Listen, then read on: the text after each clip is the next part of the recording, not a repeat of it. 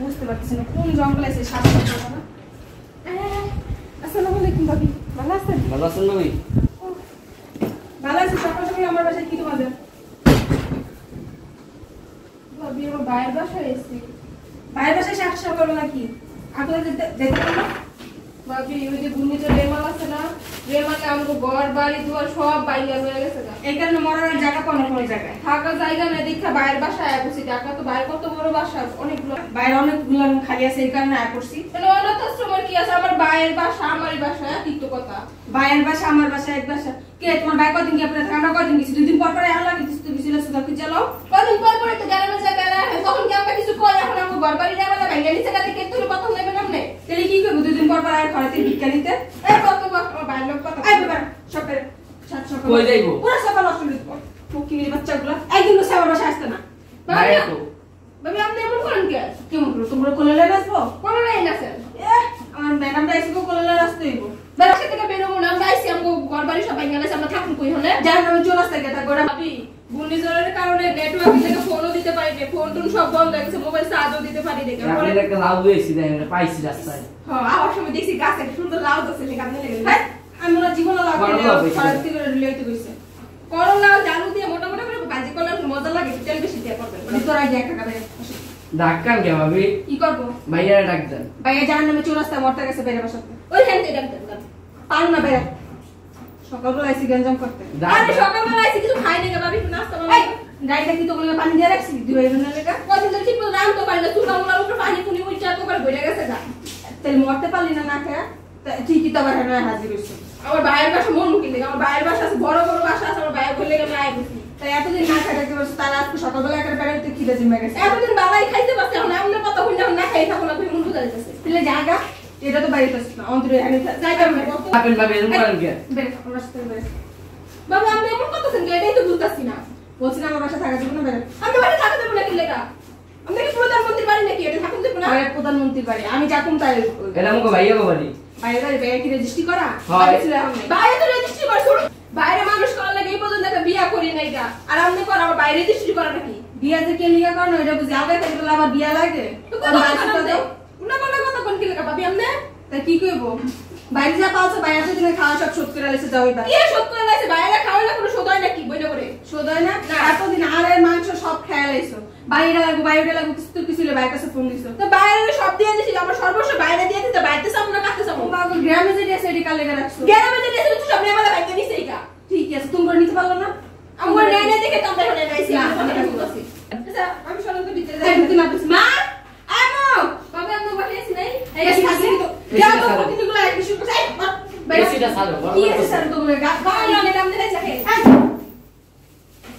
কি লাউ টুনি ইসে এডি দাও এডি মনে হয় এডি দাও কিছু বলতে না বলতে এসে রে ওই আমরা বাইরে না মারতেছেন কি লাগা ওই তোর জানা নেই এডি তো বেশি আমার বোন মানেন কে? তোর বোনের কি করব গেলে তোর মাটি কো আমার ভাই গো। হ্যাঁ তোর ভাই কই?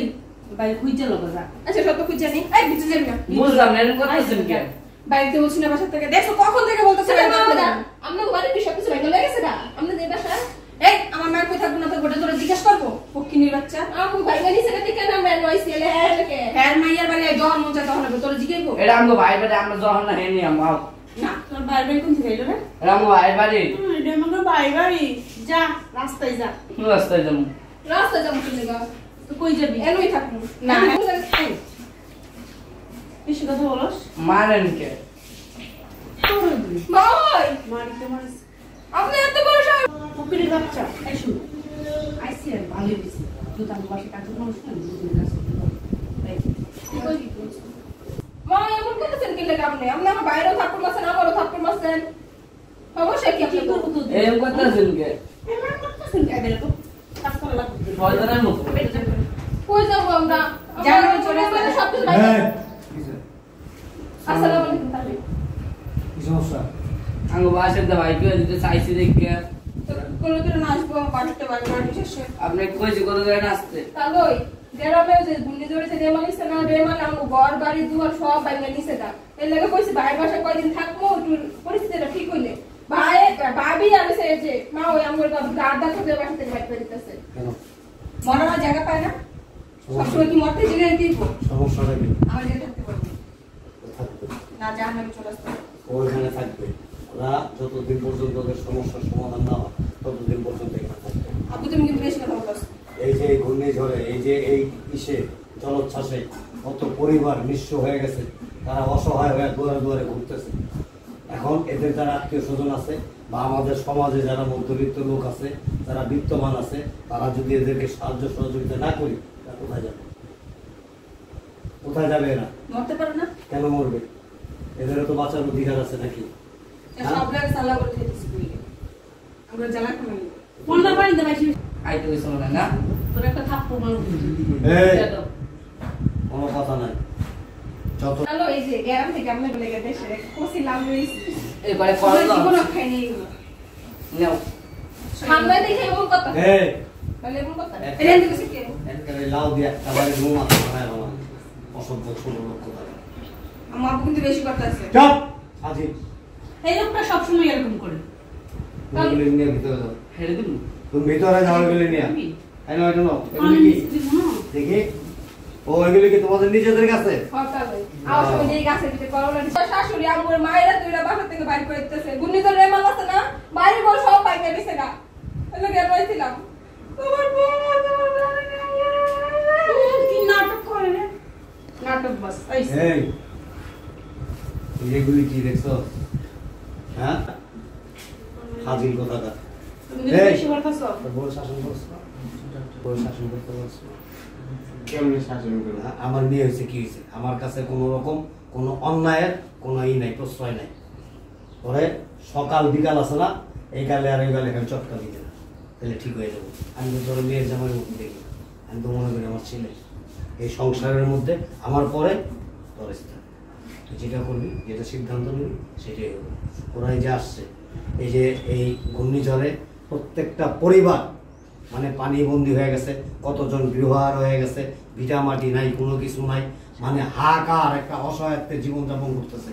প্রত্যেকটা মানুষকে এখন আমাদের এই সমাজের যারা বিত্তবান আছে, বিত্তশালী আছে, তারা যদি সাহায্য সহযোগিতা করি, তাদের পাশে আমরা একটু দাঁড়াই, তাহলে তারা কি করে?